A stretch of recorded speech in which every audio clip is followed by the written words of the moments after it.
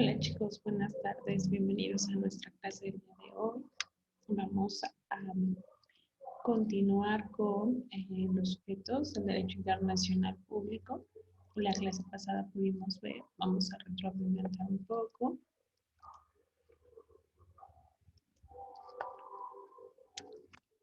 Ok, vimos que hay sujetos típicos y sujetos atípicos en el derecho internacional público. Vimos que por excelencia el sujeto típico del derecho internacional público pues es el Estado. Los estados-nación a lo largo de todo el mundo, pues esos forman los sujetos típicos del derecho internacional público, es decir, los entes en los que se va a relacionar el derecho con aquellos en los que vamos a llegar a un acuerdo, a un objetivo. Más adelante vamos a ver lo que es el territorio y las fuentes del derecho internacional. Después tenemos lo que son los sujetos atípicos. Veíamos justamente en la clase pasada a la Santa Sede y a la Ciudad del Vaticano. La pudimos analizar y retomamos algunos de sus principios. Y el día de hoy vamos a ver la orden soberana de Malta, los grupos beligerantes, el individuo como parte o como sujeto del derecho internacional público y los organismos internacionales. Ok, vamos a iniciar con el video y luego damos la explicación. Durante la era de las cruzadas, el mundo fue tomado por la violencia. La constante migración de los europeos hacia Tierra Santa también trajo un nuevo brote de enfermedades y dolencias. Y cuando las terribles batallas terminaron, un gran número de cadáveres quedaron atrás, lo que aumentó la proliferación de plagas como ratas y moscas. En algunos lugares la situación estaba al límite de lo soportable. Había que hacer algo con urgencia.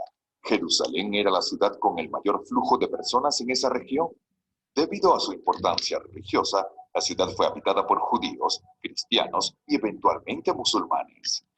Un número tan grande de personas que viven diariamente en las estrechas calles de la ciudad también aumentó la posibilidad de epidemias de enfermedades.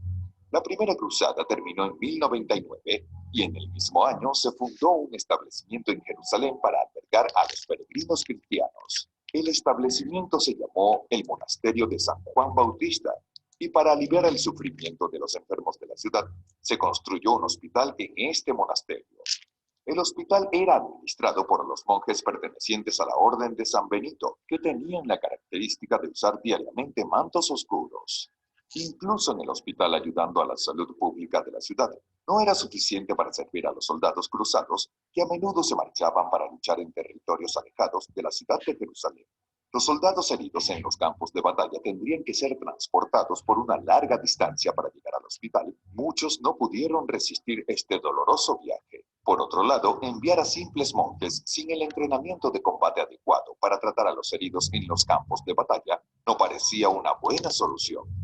Fue entonces cuando Gerardo Tom, uno de los miembros más importantes del monasterio de San Juan Bautista, fundó la Orden Soberana y Militar de Malta, también conocida como la Orden de los Caballeros Hospitalarios. El monasterio de San Juan se ha convertido en la sede oficial de los Caballeros Hospitalarios, donde los jóvenes reclutas de la orden deben estudiar y aprender no solo el arte del combate, sino también el arte de la medicina. La Orden de los Caballeros Hospitalarios tenían como objetivo principal proteger al monasterio, proteger a los cristianos de Jerusalén y ayudar a los necesitados. El lema de la Orden Hospitalaria era defensa de la fe y asistencia a los pobres. Para reforzar el ideal de humildad, los caballeros hospitalarios apreciaban mantener una apariencia sencilla. En sus túnicas mantuvieron los colores oscuros que llevaban los monjes del monasterio, pero además empezaron a llevar el emblema de una cruz blanca.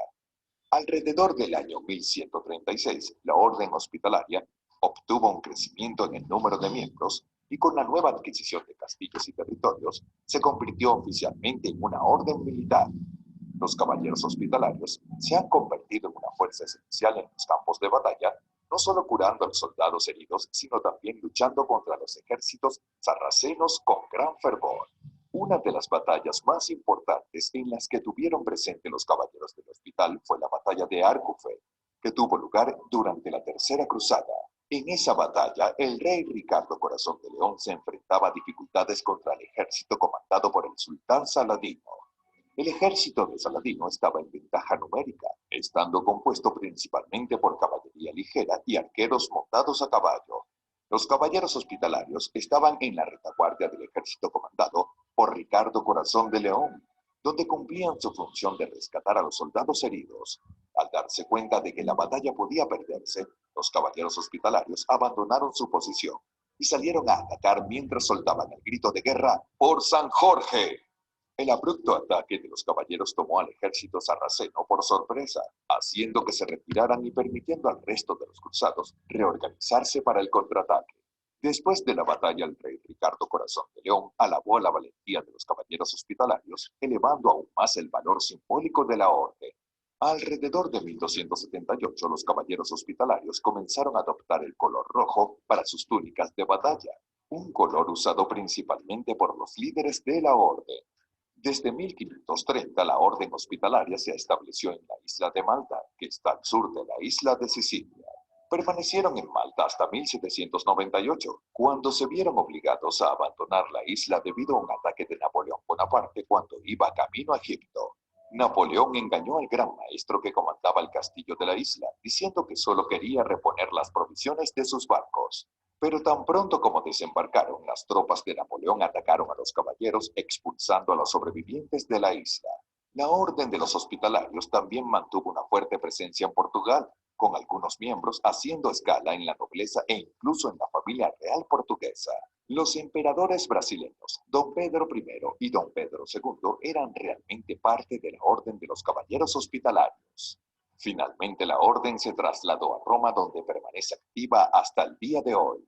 La Orden de Caballeros Hospitalarios ya no emplea el entrenamiento militar, centrándose en el trabajo de asistencia médica y manteniendo buenas relaciones con los gobiernos de varios países.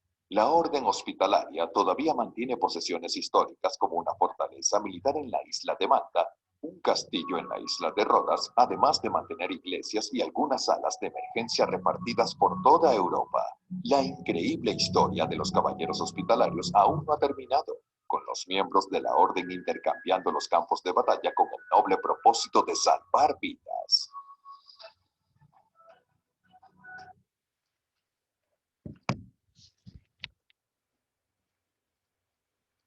Ok, ese es nuestro primer video. Vamos a ver.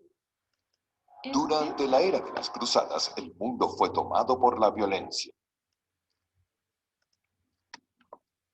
La constante migración de los europeos hacia Tierra Santa.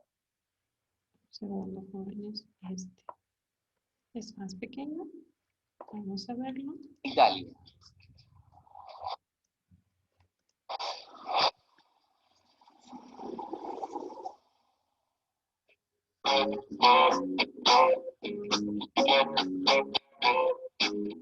Roma es la ciudad en donde funciona la sede central de la Soberana Orden de Malta. La Orden de Malta es una organización internacional de índole católica centrada en la ayuda humanitaria. Sobre todo, tiene la misión principal de ayudar a las personas víctimas de conflictos armados y desastres naturales, ofreciendo asistencia médica y atendiendo a los refugiados. Aunque se defina como una orden católica, sus miembros se comprometen a ser neutrales, imparciales y apolíticos. Ahora bien, esta organización no tiene las mismas características que cualquier otra. En principio, la Orden de Malta constituye un Estado sujeto de derecho internacional, pero sin embargo no tiene territorio ni ciudadanos propiamente dichos, sino que cuenta con unos 13.000 miembros, unos 20.000 empleados y unos 80.000 voluntarios. Para convertirse en miembro de la Orden, solo es posible mediante una invitación, siempre y cuando permanezcan de modo claro y demostrado a la religión católica. Su gobierno tiene una estructura similar a la de los gobiernos estatales, y su máxima autoridad es el maestre, que ejerce como una especie de jefe de Estado.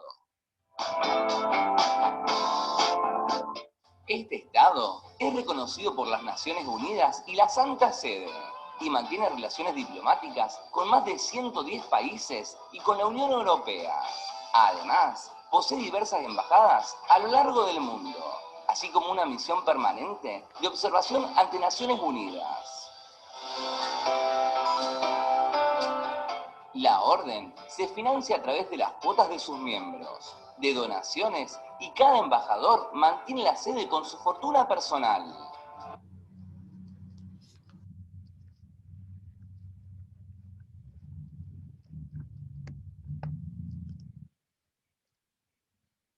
Ok, hasta aquí concluyen nuestros videos de la Soberana Orden de Malta. Como ustedes pudieron verlo en los videos, su superior religioso y soberano de la Orden de Malta es el Gran Maestre. Este es elegido por el Pleno del Estado y permanece en el cargo durante 10 años, es decir, el cargo es de 10 años. De acuerdo con la Constitución, su Constitución, como soberano y superior religioso, debe dedicarse plenamente al desarrollo de las obras de la orden y a dar a todos los miembros el ejemplo a los principios cristianos. Ustedes vieron que en el video decía precisamente que tiene que llevarse a cabo o tienen que ser simpatizantes de la religión católica. Si bien es cierto, en esta orden para poder ingresar es necesario profesar la religión y tener una invitación. ¿Ok? El Gran Maestre ejerce la suprema autoridad junto al Consejo Soberano, promulga las disposiciones legislativas, decíamos con lo del Papa que en él recaían los tres poderes, el poder ejecutivo, legislativo y judicial. Por el caso de la Soberana Orden de Malta, tiene su propio régimen de gobierno y toda vez que también no tiene población, es decir, su población no es de ciudadanos, sino de integrantes de la orden. ¿Ok? Junto al Consejo Soberano, el Gran Maestro junto a su consejo promulga las leyes de su orden, las disposiciones legislativas, las que no se encuentran dentro de su carta constitucional o de su constitución, adopta decisiones gubernamentales y ratifica acuerdos internacionales. Por eso es que aquí es donde nosotros lo vamos a involucrar como un sujeto de derecho internacional público, porque las decisiones que esté tomando tienen que ver con el Estado. ¿Ok? Administra a través del recibidor del común tesoro los bienes de la orden y convoca al capítulo de profesores y al capítulo general. La Orden Soberana de Malta es una de las más antiguas instituciones de la civilización occidental y cristiana, como ya lo vimos en el video. Es una orden religiosa de la Iglesia Católica desde el año de 1103, es decir, hace ya muchos años. Es un sujeto de derecho internacional, por esto que ya vimos. La Soberana Orden de Malta mantiene relaciones bilaterales con más de 100 estados. ¿Recuerdan cuando veíamos las normas jurídicas? Pues las normas jurídicas son bilaterales, es decir, existen dos o más sujetos pertenecientes a ellas que se las van a aplicar. La Soberana Orden de Malta mantiene estas relaciones con otros sujetos de derecho internacional, con estados de todo el país, con estados de la Unión Europea y tiene una misión permanente ante las Naciones Unidas. Acuérdense que cuando vemos los antecedentes del derecho internacional público decíamos que las Naciones Unidas se crean al finalizar la Segunda Guerra Mundial como parte de el intento porque no volviera a ocurrir un conflicto tan incestuoso como ese. Un conflicto bélico de esa magnitud regula precisamente esas partes y por lo tanto la organización, la Soberana Orden de Malta, es neutral, es imparcial y es apolítica. Es decir, ellos se enfocan nada más a sus necesidades religiosas. Decía el video que anteriormente se les enseñaba a los miembros las artes del combate.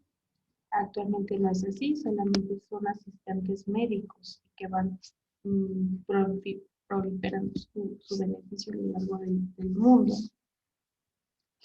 Y bueno, obviamente si son pacifistas, pues no están a favor de los conflictos ni de las guerras. Ok, ahora vamos a ver un mapita, pero actualmente la Orden de Malta está presente en 100 países. Esto con proyectos médicos, con proyectos sociales, con proyectos humanitarios, en favor de las personas que más lo necesitan o de los necesitados. Día tras día sus proyectos sociales han ofrecido un amplio espectro, un apoyo constante a las personas olvidadas o excluidas de la sociedad. La misión principal de la orden es ayudar a las personas víctimas de conflictos armados y desastres naturales. Ofrecen asistencia médica, atendiendo a los refugiados y distribuyen fármacos y material básico de supervivencia. En todo el mundo, la Orden de Malta defiende la dignidad del ser humano y la asistencia a los necesitados. Y aquí se lo hace sin diferencia de distinción por el lugar de donde vienen, por el país de donde son, por donde se encuentran radicando. Y algo muy importante, también lo hacen sin importar la religión. Aunque ellos estén profesando la religión católica, asisten a cualquier persona profese la religión que profese. ¿Okay? Fue fundada en el siglo XI en Jerusalén, precisamente por eso viene de allá el catolicismo. La Orden de Malta tiene una larga historia, desde aquel entonces, en servicio a los pobres y a los enfermos. Es decir, siempre ha sido uno de sus objetivos principales. Lleva 900 años en nuestra historia y esto ha quedado reflejado como su nombre completo, que es Soberana y Militar, Orden Hospitalaria de San Juan de Jerusalén de Rodas y de Malta. Nosotros, bueno, actualmente es más conocida como la Orden de Malta o la Soberana Orden de Malta. Sin embargo, le puedo repetir, el nombre completo es Soberana y Militar. Los militares a lo mejor lo ponen de lado precisamente porque ya no influyen a sus miembros a ejercer la milicia. Entonces es Soberana y Militar Orden Hospitalaria de San Juan de Jerusalén de Rodas y de Malta. ¿Okay? Desde 1834 el gobierno de Malta tiene su sede en Roma, goza de derecho de extraterritorialidad. Sin embargo, ahí vamos a encontrar su sede y ahorita vamos a ver. Es un lugar, es un sujeto del derecho internacional público que no cuenta con un territorio determinado. Por eso su extraterritorialidad. Es decir, no lo vamos a encontrar en un lugar determinado por su propia naturaleza, ¿sí? Por la propia naturaleza como ha sido creada y permanece. La Orden de Malta actúa a través de 11 prioratos, 48 asociaciones nacionales, 133 misiones diplomáticas, una organización de ayuda internacional y 33 cuerpos nacionales de voluntarios, así como numerosos hospitales, centros médicos y fundaciones especializadas. No tiene ningún objeto económico o político y no depende de ningún otro estado u otro gobierno.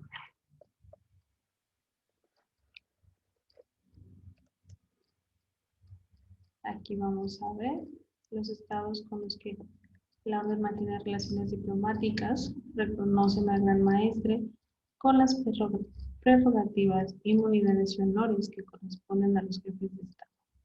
El Gran Maestre reside en la sede de la Orden del Palacio Magistral en Roma. Este señor actualmente es. ¿Cuánto tiempo decíamos que dura en el cargo el Gran Maestre? Pues dura 10 años su cargo. Este señor es el que se encuentra actualmente. Hace poco tenían un conflicto entre él y el Papa. Ambos profesan la religión católica, cristiana y romana. Y pues sí hay conflictos de intereses. Sin embargo, y aunque cada uno tiene sus propios aspectos y sus propias visiones, sí se presentaron algunos conflictos porque ambos son autoridades soberanas dentro de su comunidad. En este mapa pueden ver precisamente dónde se todos esos puntitos rojos abarca lo que es la soberana orden de Malta. ¿Ok? Se dan cuenta en América, en México hay uno. Ahorita vamos a ver una actividad que hicieron en México. Y bueno, de ahí se dedican más a lo que es Latinoamérica y Europa. ¿Ok?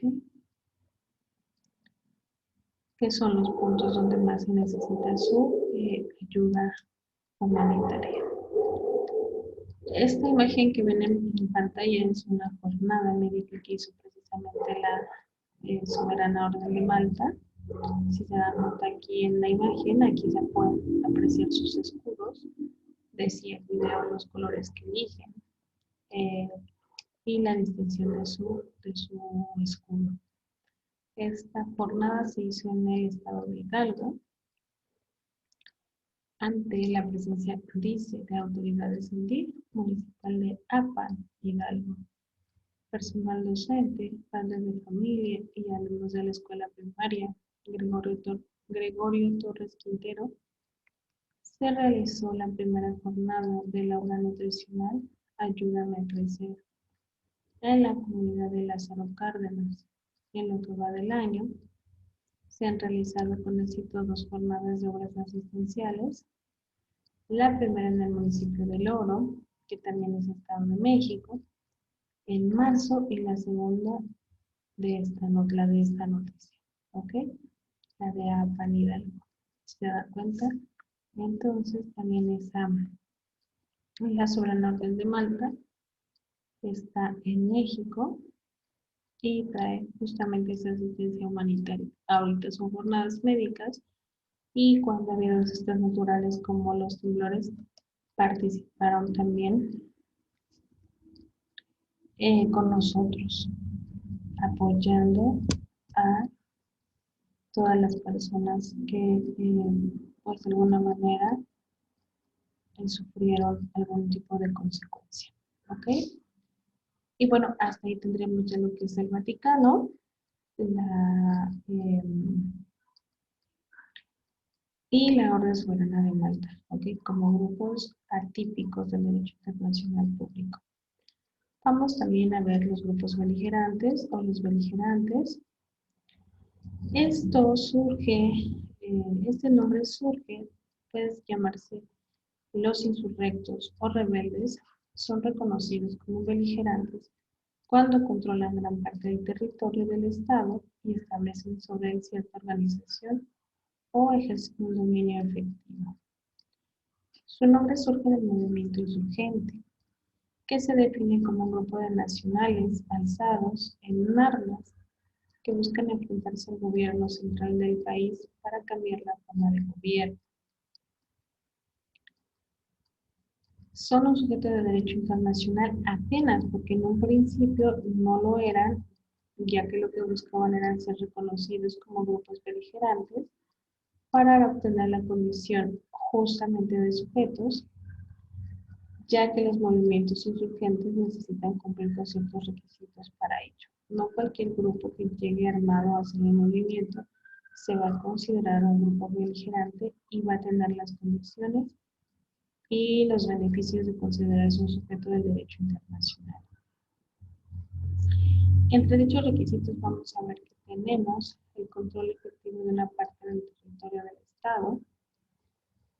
En el territorio que controlan rigen su propia ley o su estatuto y no hay ley estatal. Es decir, tampoco van a tener un territorio, una población y un gobierno. ¿Ok? Tienen un líder visible, identificado en la sociedad, quien va a tomar el mando de ese grupo que tiene la intención de llevar a cabo un objetivo, en este caso es que se le dé la cultura y el beneficio de ser considerado sujeto de derecho internacional. Dentro de ese líder visible identificado en la sociedad, debe de tomar la responsabilidad por el accionar de sus miembros, lo va a diferenciar. Esto lo va a diferenciar del movimiento terrorista. Porque a un grupo terrorista pues no se le va a dar el beneficio de considerarse sujeto del derecho internacional. Ellos mismos deben poseer un uniforme distintivo diferente al de las Fuerzas Armadas, no como el que de las Fuerzas Armadas de su país donde se encuentren. Ok, diferente al gobierno nacional, deben de respetar el derecho internacional humanitario, es decir, adherirse a las normas generales de la Organización de las Naciones Unidas y el cumplimiento de dichos requisitos concurrentes requiere a su vez el reconocimiento que sería el medio por el cual adquiere su calidad de sujeto de derecho internacional. Al ser reconocido como grupo beligerante por el Estado con el cual lucha, tiene efectos en la OMS y su condición de sujeto estará limitada al tiempo, dirección y duración de su conflicto. Una vez concluyendo su conflicto, entonces va a perder su nombramiento, su nombre como sujeto del derecho internacional público. Vamos a ver que el Protocolo 2 de Ginebra de 1977, en su artículo primero, habla del ámbito de aplicación material y dice que el presente protocolo que desarrolla y completa el artículo 3 común de los convenios de Ginebra del 12 de agosto de 1949, sin modificar sus actuales condiciones de aplicación, se aplicará a todos los conflictos armados que no estén cubiertos con el artículo primero del protocolo adicional a los convenios de Ginebra del 12 de agosto de 1949, relativo a la protección de las víctimas de los conflictos armados internacionales, protocolo primero, y que se desarrolló o desarrollen en el territorio de una alta parte contratante entre sus fuerzas armadas y fuerzas armadas disidentes o grupos armados organizados que bajo la dirección del mandato responsable ejercen sobre una parte de dicho territorio un control tal que se permita realizar operaciones militares sostenidas y concretadas y aplicar el presente protocolo, es decir, el protocolo 2 de Ginebra. Y justamente aquí marca lo que les mencionaba hace un ratito. Para que una comunidad beligerante sea reconocida como sujeto de derecho internacional, de acuerdo a las normas internacionales, tiene que cumplir estos tres requisitos. Primero, que el movimiento beligerante revista importancia y continuidad nacional e internacional, es decir, que realmente cumpla con el objetivo de modificar al grupo bélico, es decir, que realmente afecte o imponga sus primicias, sus principios a ese grupo. Que esa comunidad beligerante venga y realmente mueva esa actividad que se está llevando como un grupo bélico a lo mejor y tenga influencia en ese grupo. Revista de importancia, tanto nacional, obviamente en el país en el que está combatiendo, y de nivel internacional. Segundo, debe tratarse de un movimiento auténticamente nacional, no admitiéndose injerencia extranjera.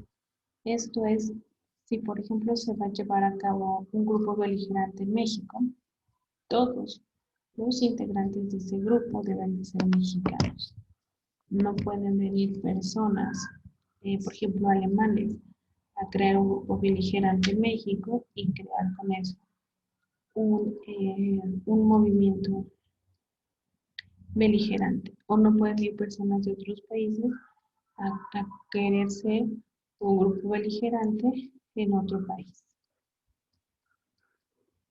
Y tercero, el levantamiento de los beligerantes debe estar regido por las normas y costumbres de guerra. No puede, vamos adelante, vamos a ver que el protocolo de Roma, por ejemplo, prohíbe ciertos delitos. No puede el grupo beligerante no respetar la prohibición de esos delitos aun cuando se encuentran dentro del movimiento bélico. Y también no se pueden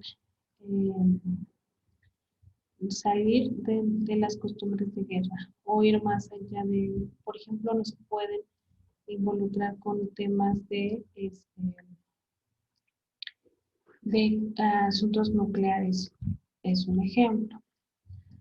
Se debe respetar el derecho humanitario consagrado en la Convención de Ginebra, es decir, tener esos límites que permitan proteger a la humanidad, proteger los delitos de lesa humanidad.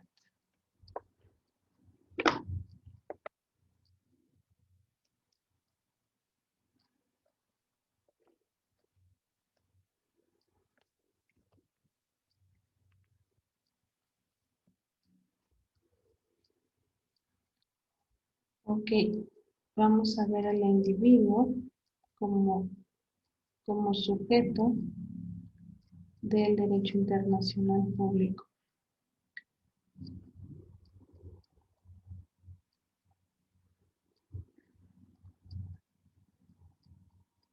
El individuo debe ser responsable internacionalmente cuando viola normas fundamentales del derecho internacional.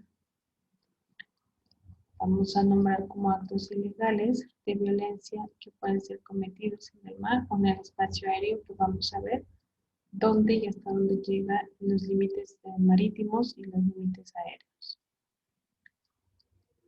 Los únicos sujetos que pueden cometer estos actos son las personas físicas, es decir, los individuos, pero los estados están autorizados por el ordenamiento internacional a detener a los infractores de la norma y someterlos a su jurisdicción.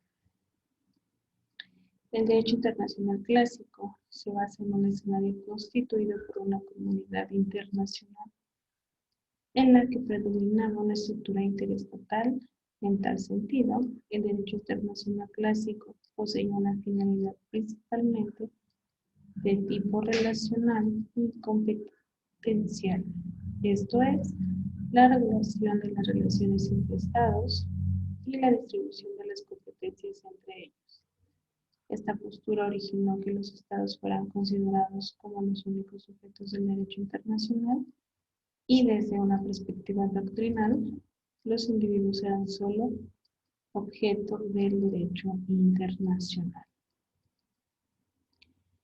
Por lo tanto, se consideran como sujetos de derecho internacional a las entidades que creaban y eran destinatarias de las normas jurídicas internacionales y que poseían legitimidad para reclamar, en caso de que hubiera incumplimiento de las normas, o eran responsables, en el caso de que las infringieran, Y de este modo, tradicionalmente, el sistema jurídico internacional no hacía referencia al individuo, sino por medio del Estado.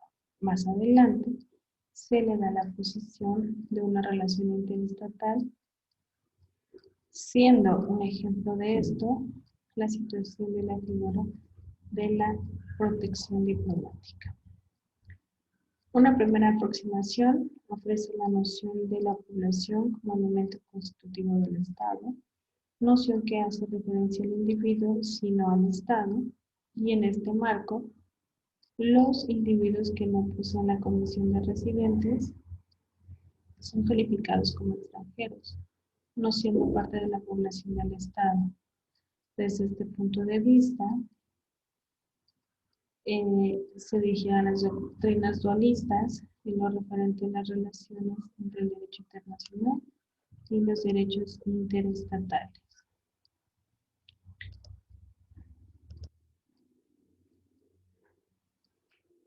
Vamos a avanzar un poquito aquí, entonces hasta aquí quedarían los sujetos del derecho internacional y vamos a ver a la Corte Penal Internacional y México.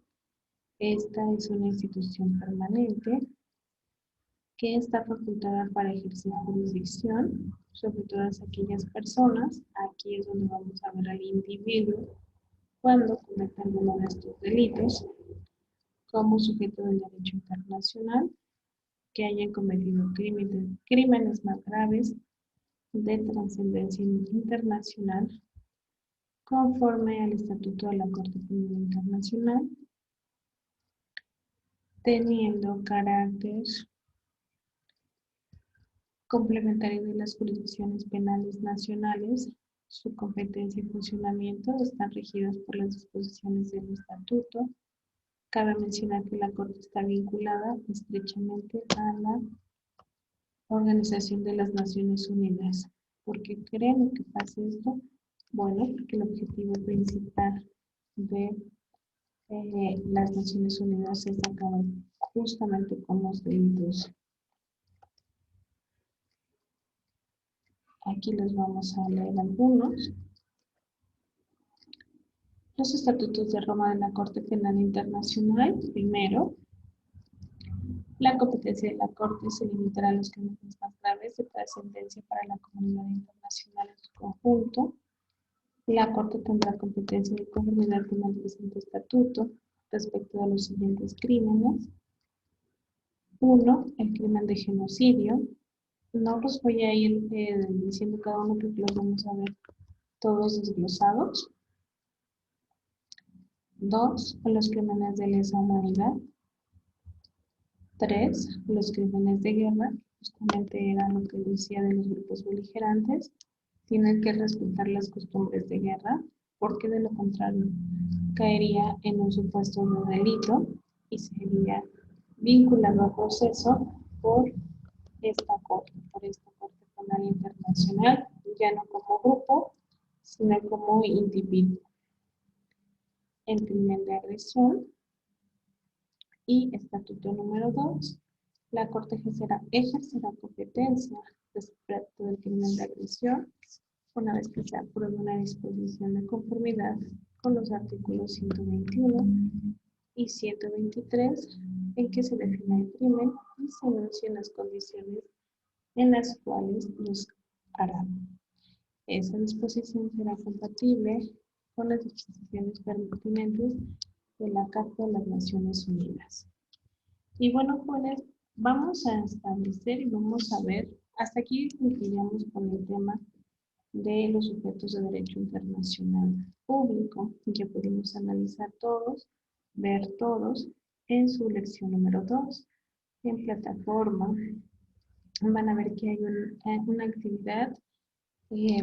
Ustedes tienen que imprimir su pequeño cuestionario, impriman el cuestionario, lo contestan a mano, lo escanean y lo suben a la plataforma. Ahí yo voy a poder verificar que ustedes hicieron la tarea. Van a basar precisamente, el primero fue de historia, fueron los antecedentes históricos que le dan vida al derecho internacional público. Y el segundo es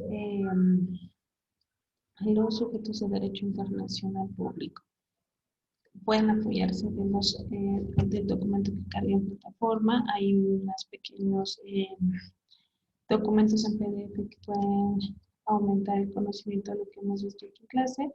Pueden volver a ver la clase y de cualquier forma ya tengo mi teléfono, ya me pueden encontrar en mi celular y en los horarios que nos marcaron o que nos marca la institución para cualquier duda o para cualquier situación.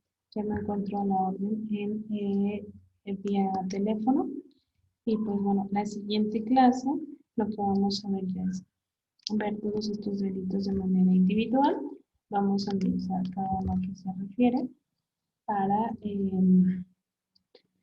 a nivel internacional, así como quién los sancionaría. ¿Ok? Y bueno, hasta aquí vamos a dejar la clase. Que tengan una excelente tarde, noche y nos vemos la siguiente clase, chicos.